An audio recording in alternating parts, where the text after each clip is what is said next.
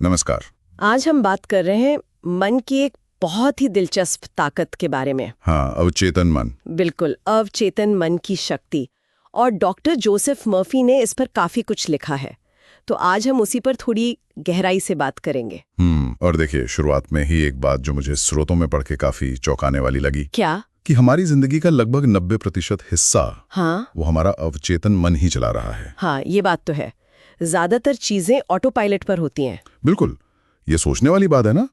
तो आज हम यही समझने की कोशिश करेंगे कि डॉक्टर मर्फी के हिसाब से हमारे विचार, मतलब हमारी सोच, असल में हमारी दुनिया को कैसे आकार देती है। बिल्कुल।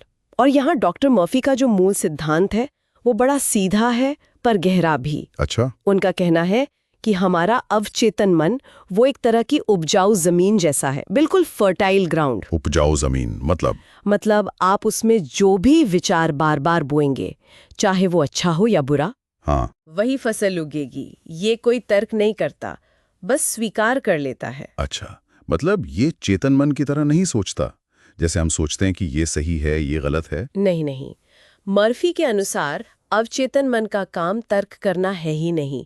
वो तो बस हमारे चेतन मन से जो भी सुझाव आते हैं, जो विचार आते हैं, जो विश्वास होते हैं, हाँ।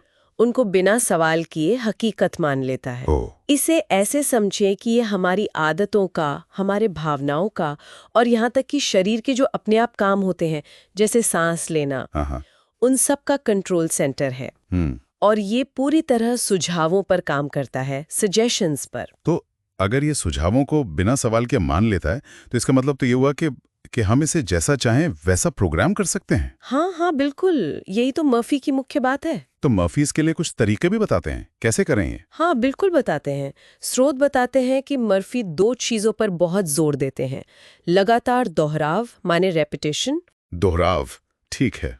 और प्रबल भावना, स्ट्रॉन्ग फीलिंग या इमोशन। भावना। हाँ, मान लीजिए कोई लगातार सोचता है, मैं ये नहीं कर सकता, या मेरे साथ हमेशा बुरा ही होता है। नेगेटिव सोच। हाँ, तो अवचेतन मन इसे एक निर्देश की तरह ले लेता है और फिर वो वैसे ही हालात बनाने में मदद करने लगता है।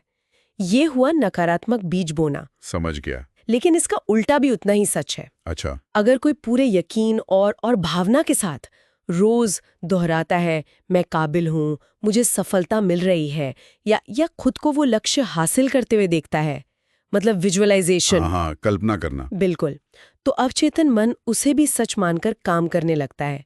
ये सकारात्मक बीज बोना हुआ। और मर्फी ये भी कहते हैं कि सोने से ठीक पहले का जो समय होते हैं ना, हाँ। वो ऐसे सकारात्मक सुझाव देने के लिए बहुत असरदार होता है, क्योंकि तब हमारा चेतन मन वो थोड़ा शांत होता है, ज्यादा तर्क नहीं करता। अच्छा, हाँ, ये तो दिलचस्प है। तो मतलब ये हुआ कि हम अपने अंदर जो लगातार बातें करते रहते हैं, हाँ, सेल्फ टॉक जिसे कहते हैं। हाँ, उस बातचीत से हम जाने अनजाने में अपना भविष्य तय कर रहे हैं। बिल्कुल। संक्षेप में कहें तो हमारे जो विचार हम बार बार सोचते हैं, चाहे अच्छे हों या बुरे, वो हमारे अवचेतन मन के लिए एक तरह के ऑटोमेटिक निर्देश बन जाते हैं। बिल्कुल सही कहा। और ये समझ, आप सोचिए, व्यक्तिगत विकास के लिए, पर्सनल ग्रोथ के लिए कितनी जरूरी हो सकती है। हाँ, बिल्कुल। ये हमें अपने विचारों की जिम्मेदारी लेने के लिए एक तरह से प्रेरित करती है। अगर हम अपने जीवन के नतीजों से खुश नहीं हैं, तो मर्फी के नजरिए से देखें तो हमें अपने अंदर के विचारों और विश्वासों को जांचना होगा। सही बात है। विचारों की दिशा बदलकर हम अपने अनुभवों को बदल सकते हैं। पोटेंशियली, ये तो वाकई सोचने लायक बात है। इसका मतलब है कि पावर तो हमारे अंदर ही है, बस उसे सही दिशा देने की जरूरत है। हाँ, बिल्कुल। और अंत में एक सवाल जो शायद हम सबको खुद से पूछना चाहिए, ये जानते हुए कि हमारा अवचेतन मन बिना आलोचना किए, बिना सवाल किए हमारे विचारों को सच मान लेता है, तो हम असल में उन अंदरूनी कहानियों के प्रति कितने जागरूक हैं? वो कहानियां जो हम दिन रात खुद को सुनाते रहते हैं।